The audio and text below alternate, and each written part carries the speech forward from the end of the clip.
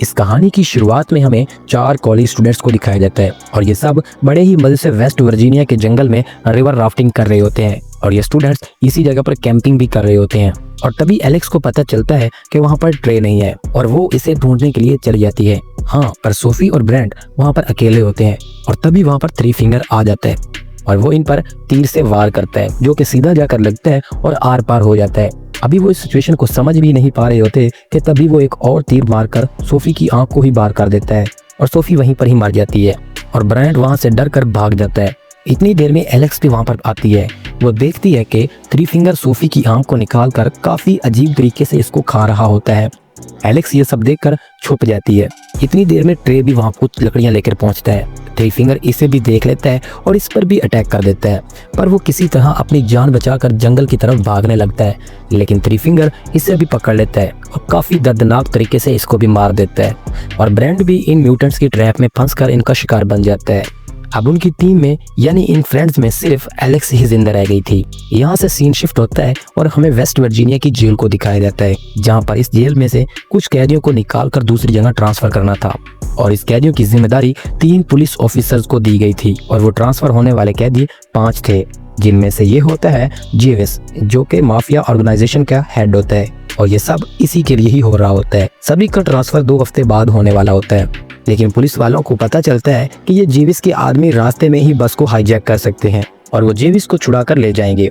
बस यही वजह होती है कि इन्होंने इमरजेंसी ट्रांसफर प्लान किया होता है और साथ ही अपना रूट भी चेंज कर दिया होता है और इनका जो रूट था वो काफी ज्यादा खतरनाक था।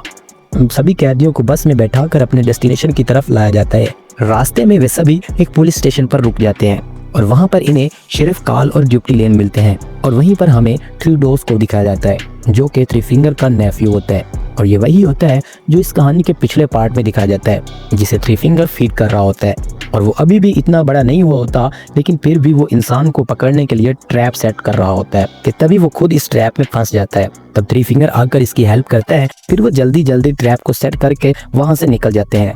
दूसरी तरफ सभी पुलिस स्टेशन पर रेस्ट करने के बाद अपनी मंजिल की तरफ निकल पड़ते हैं। मिल रोड पर आते ही एक ट्रक इनका पीछा करने लग जाता है। वो कोई और नहीं बल्कि थ्री फिंगर ही होता है।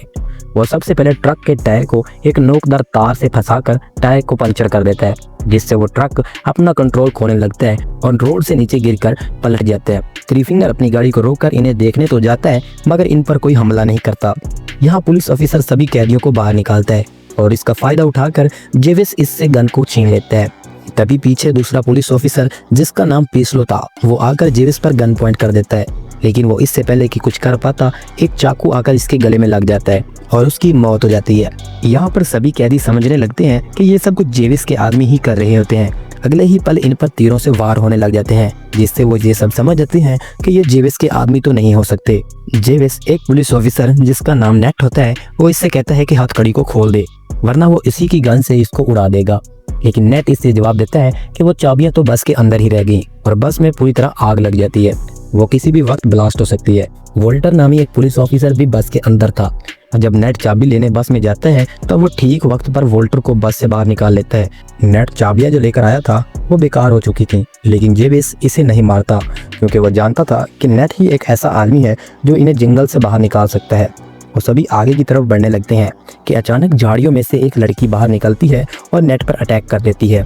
ये लड़की कोई और नहीं बल्कि एलेक्स ही होती है, जो इस सीन की शुरुआत में थ्री फिंगर से बच गई थी।